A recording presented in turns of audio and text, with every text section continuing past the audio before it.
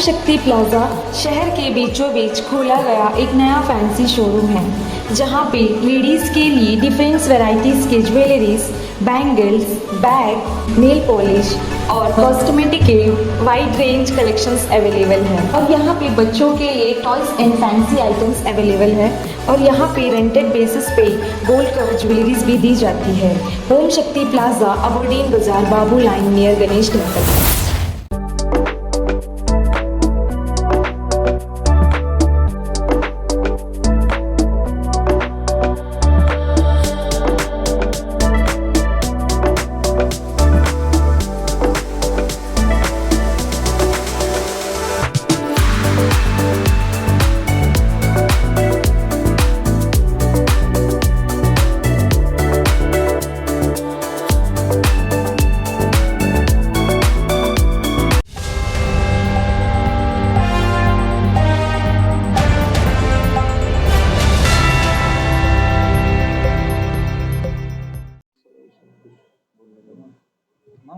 शुरू करें। सभी को नमस्कार। बोले सभी को नमस्कार। मैं तो फर्स्ट मीडिया कर्मी को तहे दिल से धन्यवाद देता हूँ और आपके माध्यम में से आज इस प्रेस कॉन्फ्रेंस के जरिए कुछ हमारे एसोसिएशन से जुड़े वाले मुद्दे को मैं आपके माध्यम से सबके सामने रखने का विचार करूँ। आपने देखा होगा कि कुछ करीबन 3 मंथ पहले, 3 से कुछ मंथ पहले हम लोग ने एक हमारे यूनियन और यूनिट से हमारे राज्य कर्मचारी के यूनिट्स जितने भी हैं उसने एक धरना और भूख हड़ताल वगैरह तिरंगा पार्क और म्यूनसिपल के सामने धरना प्रदर्शन हुआ। उनके उपलाज में हमारा बहुत सारा पॉइंट था और उसमें बेसिकली सबसे मुख्य मुद्दा हमारा जो डीआरएम को 1/3 करने का और रेगुलाइजेशंस जैसे कहीं अनेक उसमें मुद्दे थे और उसी पड़ाव को आगे बढ़ाते हुए और उसी के रूपरेखा में हम लोग तेज़ी से काम करते हुए आज ये बोलते हुए मुझे बहुत खुशी हो रही है कि जितने भी डीआरएम्स हैं और हमने मांग की थी कि all DRMs of Andaman Nicobar administration के जितने भी विभाग हैं उसमें जो भी डीआरएम में काम कर रहे हैं उनको आज 1/3 दिया जाए और एडमिनिस्ट्रेशन का ने वो मांग को माना और जितने भी डीआरएम काम कर रहे हैं उनको 1/3 कर दिया गया। तो उसके लिए मैं तहे दिल से फर्स्ट तो मैं इस द्वीपों के उपराज्यपाल और इस अंडमान निकोबार एडमिनिस्ट्रेशन के चीफ सेक्रेटरी सर और हमारे सेक्रेटरी जितने हैं एडमिनिस्ट्रेशन के सबको मैं तहे दिल से धन्यवाद देता हूं। और इसके साथ ही साथ हमारे विचारधारा से जुड़े हुए कुछ पार्टी के समर्थन में इसमें मुख्य रूप से जो धरना में रहा तो विशाल जॉली जी जो नेशनल एग्जीक्यूटिव मेंबर बीजेपी है तो उन्हें भी आए थे और उनकी मांग को सुना था और उनके दुख सुख को देखते हुए उसने भी इसको बढ़ चढ़ कर काम किया और हमें बहुत सहयोग के साथ में हमारी टीम के साथ में काम किया और उसका भी मैं तहे दिल से धन्यवाद अर्पित करता हूं।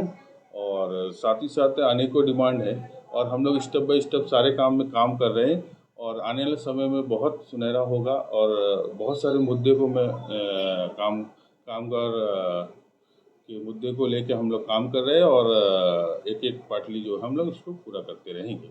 तो मैं पुनः सबको धन्यवाद देता हूं और अपनी बात को समाप्त करता हूं। सबको जय हिंद, वंदे मातरम।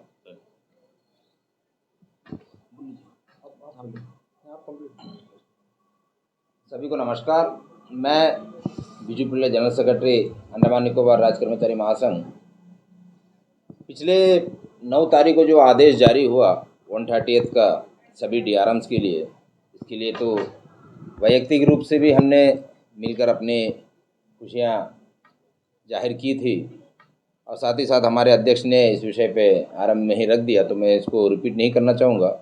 इस अवसर पर जितने भी कामगार वर्ग इससे जुड़े हुए थे उनके सबके परिवार में एक तरफ खुशी का माहौल है, दूसरी ओर बहुत सारे कामगार वर्ग आज शंका के दौर में भी है कि हमें पिछला एरियर्स का क्या होगा और दूसरा रेगुलेशन, क्योंकि ये 2 कंडीशन उस आदेश में है कि उनको जो है अंडरटेकिंग लिख के देना है। उस संदर्भ में सभी थोड़ा सा शंका में है कि क्या होगा भविष्य हमारा। इस अवसर पर मैं प्रशासन से अनुरोध करूंगा कि 2017 से जब 289 आदेश जो जारी हुआ था लेबर कमिश्नर के कार्यालय से, उसके अनुरूप में सुधार करते हुए ही अभी जो 1283 जो आदेश अभी जारी हुआ प्रशासन के माध्यम से, उसकी त्रुटियों को दूर करते हुए सारे चीज़ जो है 1988 का जो आदेश का अनुपालन हुआ है। तो हम मुख्य सचिव जी से अनुरोध करते हैं कि इस संदर्भ में सभी कामगार वर्ग जितने भी जुड़े हुए थे, जो जितने भी अंडमान निकोबार प्रशासन में कार्य कर रहे हैं, उनको 2017 सितंबर से जो है 1/3 का जो बेनिफिट वो दिया जाए और जो उस समय से कार्य कर रहा है उनको उसका एरियर्स दिया जाए। दूसरा पक्ष जो रेगुलराइज के लिए, क्योंकि जो हड़ताल हुए थे आप भी कवर किए थे, आप दोनों ने देखे थे कि इसमें जो भूख हड़ताल बैठे थे उसमें एक ही एक मांग को लेकर हमने हड़ताल आरंभ की थी। प्रशासन के द्वारा एक एक करके कार्य हो रहा है। अब रेगुलराइज करने के लिए विभिन्न स्तर पर बातचीत चल रहे हैं और उस पर जितने भी सुप्रीम कोर्ट के आदेश है, Uma Devi versus union of India के बाद जितने भी जजमेंट आए हैं, उन सब पे भी स्टडी करके उस पर भी एक लिस्ट बना रहे हैं, उस पर कैसे कार्य किया जाए। और अंडमान निकोबार में आज तक रेगुलेशन स्कीम बना नहीं है, उस स्कीम को कैसे तैयार किया जाए इस पर ज़्यादा मंथन किया जा रहा है, ताकि जितने भी कामगार वर्ग आज काम किए हैं अंडमान निकोबार के प्रगति के लिए या बाकी जितने विभागों में कार्यरत है, उन सबके परिवार में शांति बना रहे और उनके लिए किसी प्रकार का एक आशंका की ज़िंदगी ना हो कि आने वाले समय में सारे विभागों में नियुक्तियां का कार्य आरंभ हो चुका है, तो सभी जो है उस पर शंका में है कि हमारा भविष्य क्या होगा। तो इसीलिए हम कोशिश कर रहे हैं प्रशासन के साथ में कि जितने रेगुलराइज का मुद्दा है उसको जल्द से जल्द एड्रेस किया जाए। आने वाले कालखंड में अगर ज़रूरत हुआ तो दिल्ली भी जाने के लिए सारे चीज़ जो है तैयार कर रहे हैं और केंद्रीय कार्यालय में भी और प्रदेश के भारतीय मजदूर संघ के कार्यालय में भी इस संदर्भ में बैठकों का दौर चल रहा है और सारी चीज़ों का भाई पत्राचार का एक प्रारूप तैयार हो रहा है।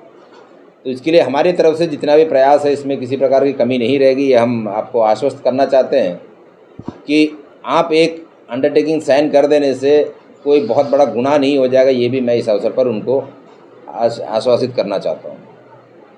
इसके अलावा हमारे जो आंदोलन का प्रारूप और प्रक्रिया जो आरंभ हुआ था जो जनवरी 16 से और अंत जो 9 तारीख को जो आदेश से है, इस बारे में विस्तृत विवरण आपको अनूप जी देंगे जो ऑर्गेनाइजेशन सेक्रेटरी अंडमान निकोबार राज्य कर्मचारी महासंघ है। साथ ही साथ विभिन्न अलग अलग यूनिटों द्वारा जो शोर मचाया जा रहा है या पॉलिटिकल पार्टीज द्वारा जो शोर मचाया जा रहा है, उस पर भी अपने राज्य कर्मचारी महासंघ के क्रियाकलापों का और पूरे विवरण जो है आपको अनूप जी देंगे।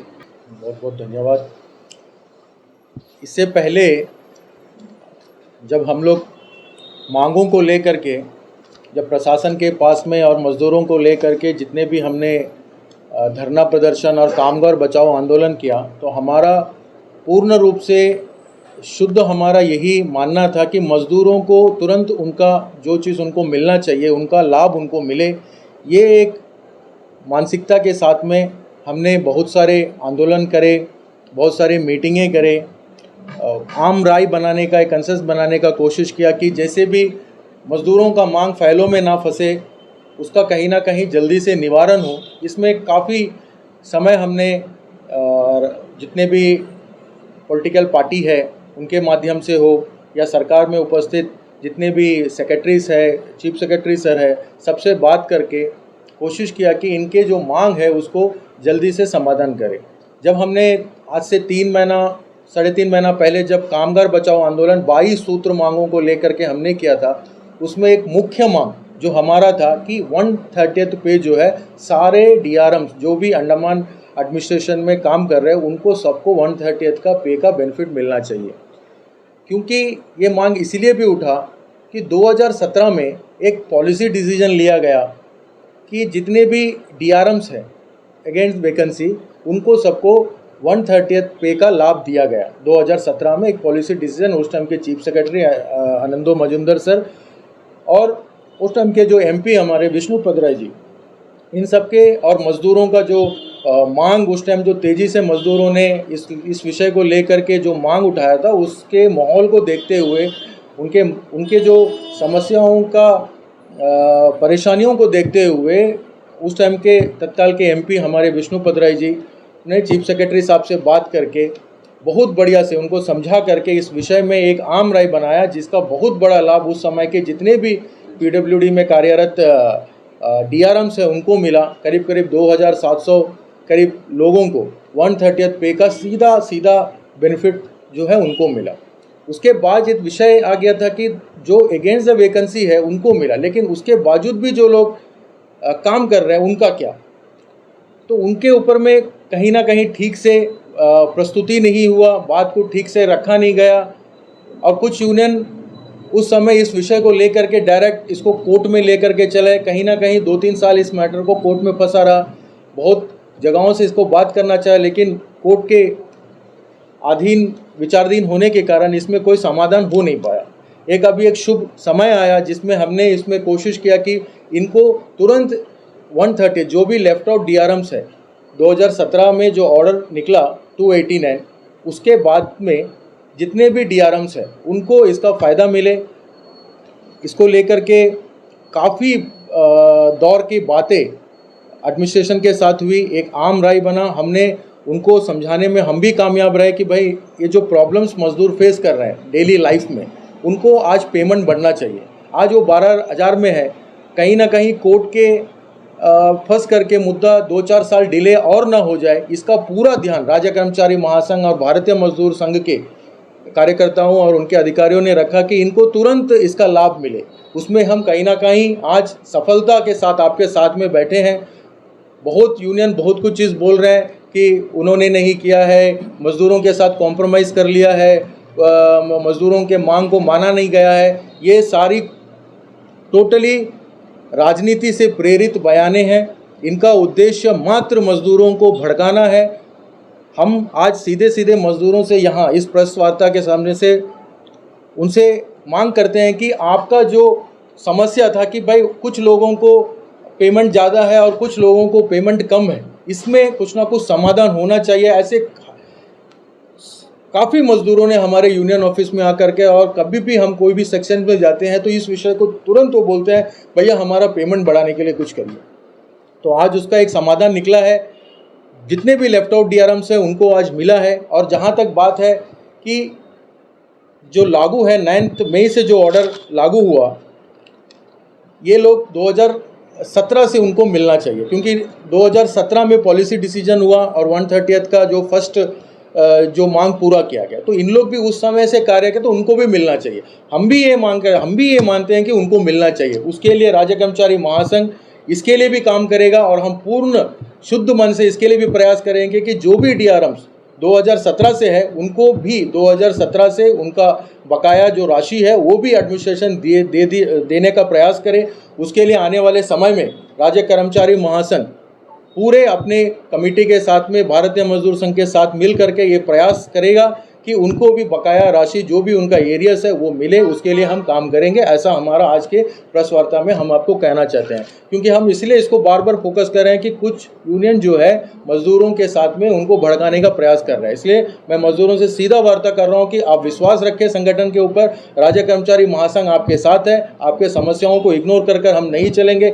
आपके समस्याओं का समाधान होगा। आज एक फेज़ में एक समाधान हुआ है, दूसरा फेज़ के लिए हम काम शुरू कर चुके हैं। उसके साथ एक बात मैंने पिछले कुछ प्रेस कॉन्फ्रेंसों में सुना कि मेहनत हमने किया है, हम कोर्ट में गए।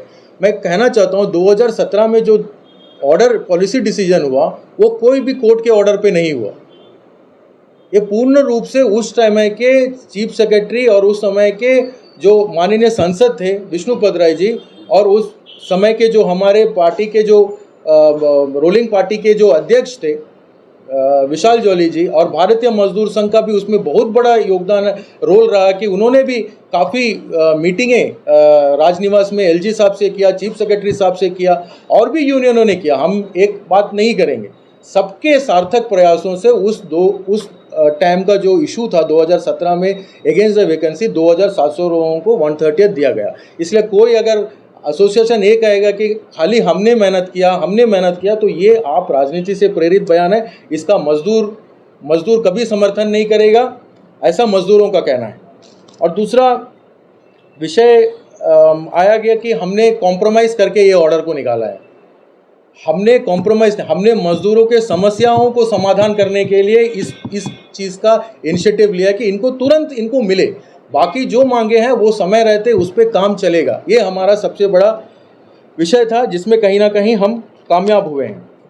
इसके साथ हमने और भी कुछ मुद्दे जैसे बोनस, मैं कहना चाहूँगा मज़दूर काफ़ी साल से परेशान है। 2015, 16, 17 में कह रहे हैं कि 15 में कहते हैं कि 15 का भी मिला करके 16 में देंगे, 16 में मिला करके 17 में देंगे। ऐसे यूनियन उनको बेवकूफ़ बनाते रहे, उनके साथ में इस तरीका का बात करते हैं। लेकिन जिस दिन से राज्य कर्मचारी महासंघ इस बोनस के इशू को टेकअप किया है, मैं आपको बहुत जिम्मेदारी के साथ कहना चाहूँगा, आज कहीं ना कहीं मजदूरों को वो जो दिवाली का बोनस है वो मिल रहा है और मिल चुका है। और आने वाले समय में बोनस का कोई समस्या नहीं होगा, सबको मिलेगा, ऐसा आज एक वातावरण तैयार हुआ है।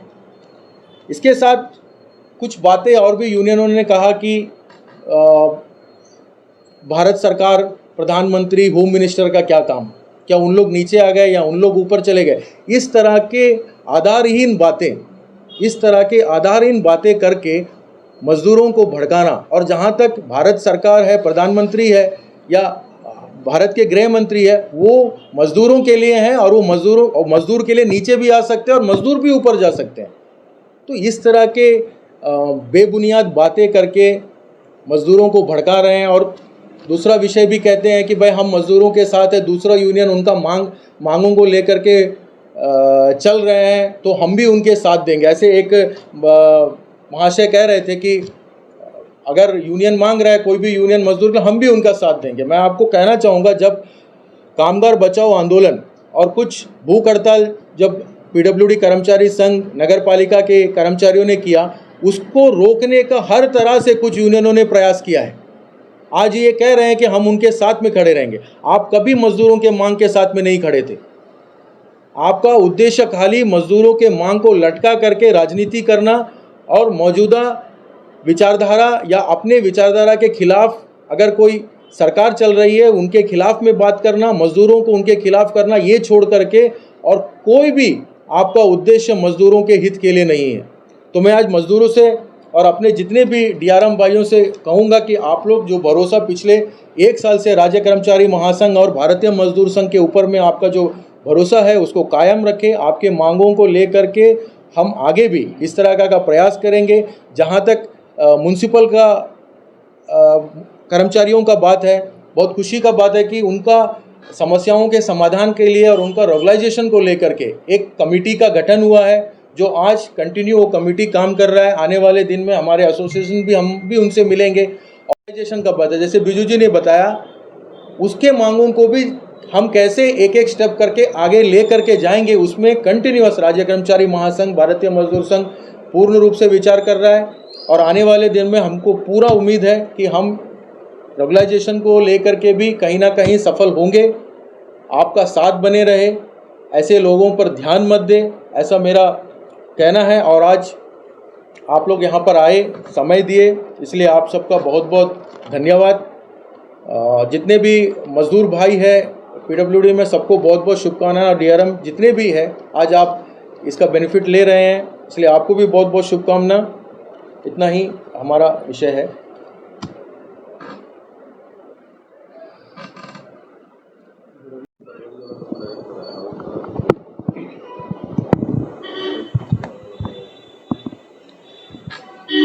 इसके अलावा कुछ विषय थे जो बहुत साल से 2017 जब से 130 हुए हैं, तो 18,000 का जो मासिक वेतन प्लस डीए दिया जाता था, लेकिन फरवरी महीने में जब तनख्वाह बनती थी तो उनको 18,000 को 30 से भाग किया जाता था। इस विषय पर किसी भी संगठन ने किसी भी प्रकार के कोई प्रयास नहीं किया गया कि उनको कैसे पूर्ण वेतन मिले। कहने का तात्पर्य है कि 28 दिन का फरवरी महीना होता है तो 28 दिन को जब पूर्ण हो जाता है तो उसको वही 30 दिन का पूर्ण वेतन 18,000 प्लस डीए मिलना है। वो चीज़ उनको नहीं मिल रहा था फरवरी महीने में। इस संदर्भ में भी राज्य कर्मचारी महासंघ के प्रयासों से अभी बहुत सारे डिविजन्स दे चुका है, बहुत सारे विभागों में दे दिया, और उसके अलावा उनका पिछला 2017-18 में से जो एरियर्स था वो भी उनको प्रदान किया गया। अब इस पे भी बाकी यूनियनों का क्या संदर्भ रहेगा या उस पर क्या आरोप प्रत्यारोप रहेंगे हमने जाना, क्योंकि उस पर किसी भी प्रकार का उनका तरह से कोई पत्राचार तक नहीं हुआ था। और दूसरे इस प्रेस वार्ता के माध्यम से आज ये भी बता देते हैं कि कल की तारीख में 8 तारीख को कल 14 था ना, कल की तारीख में जो है म्यूनसिपल काउंसिल की जो एक कमेटी बनाई गई थी उनका कल बैठक भी हो चुका है रेगुलराइज करने के लिए। मुख्य सचिव जी ने जो आदेश दिया था कि एक कमेटी का गठन किए थे जिस पे ये दायित्व दिया गया था कि इनको रेगुलराइज करने के लिए जितने भी वित्तीय प्रावधान है या बाकी सारी जो भी अड़चने हैं उसको पूर्ण करते हुए कैसे किया जा सकता है, वो एक सेल्फ कंटेंट नोट सबमिट करने के लिए आदेश था। उस आधार पर कल पहला बैठक जो है जॉइंट सेक्रेटरी पीबीएमसी के नेतृत्व में कल पूर्ण हुआ है। अब हम अपेक्षा करते हैं कि बहुत जल्द वहाँ का एक सकारात्मक आदेश जारी हो और सभी जो भी कर्मचारी वहाँ पे कार्य कर रहे हैं उनके कैश होल्ड्स जितने हैं उनको रेगुलराइज करने का कार्य आरंभ हो, और इसी स्तर पर बाकी विभागों में जैसे AJVS के भी हैं वहाँ पे भी सोसाइटी है, पहले एक बार वहाँ रेगुलराइज हुआ है, उसके बावजूद आज 15 से 18 साल तक काम कर रहे हैं उनके विषय में भी है। जितने यहाँ पे हमारा जो मेडिकल कॉलेज के हैं वहाँ का है। इसके अलावा एक केंद्रीय जो स्पॉन्सर स्कीम है उसमें NRHM में आज 13,000 में एक ANM मोहनपुर जैसे क्षेत्र में कठिन से कठिनस्थ स्थानों में आज कार्य कर रहा है, तो उनके वेतन में 13,000 रुपया बहुत ही कम है। इस संदर्भ में हमने एक पत्राचार अभी आरंभ हुआ है जिसमें कि जितने भी NRHM जैसे योजनाओं में कार्य कर रहा है उनको 60 वर्ष तक का जो है एक सिक्योरिटी मिल जाए, ऐसा एक प्रावधान जिसे जैसे बाकी प्रदेशों में किया है, हमने इस संदर्भ में अपना प्रस्तुति किया है। अब इस मुद्दे को लेकर अगर केंद्रीय मंत्री के समक्ष भी अभी हम अपना पत्राचार आरंभ कर रहे हैं, उनको भी भेज रहे हैं कि इस संदर्भ में एक नीति बनाया जाए अंडमान निकोबार के लिए भी, क्योंकि यहाँ पर जो है चुनी हुई सरकार नहीं है, तो केंद्र शासित प्रदेश होने के कारणवश मनसुख मांडविया जी से अनुरोध करेंगे कि वे एक नीति बनाकर केंद्र शासित प्रदेश के लिए जारी करें जिसमें 60 साल तक के कार्य करने की जो है उनको सुरक्षा दी जाए, और साथ ही साथ बाकी जो क्षेत्रों कठिन क्षेत्रों में कार्य करने वाले कामगारों को भी सही वेतन मिल सके, ऐसे अपेक्षा करते हुए हम अपना कार्य कर रहे हैं। इसी के साथ आप सभी की उपस्थिति के लिए हार्दिक धन्यवाद, और साथ बना रहे, समाज का हित होता रहे। जय हिंद, वंदे मातरम। अंडमान से जुड़ी सभी छोटी बड़ी खबरें देखने के लिए हमारे अपने न्यूज आज तक यूट्यूब चैनल को सब्सक्राइब करें और बेल आइकॉन प्रेस करना ना भूलें। हमारा अपना न्यूज आज तक, अब सच देखेगा अंडमान।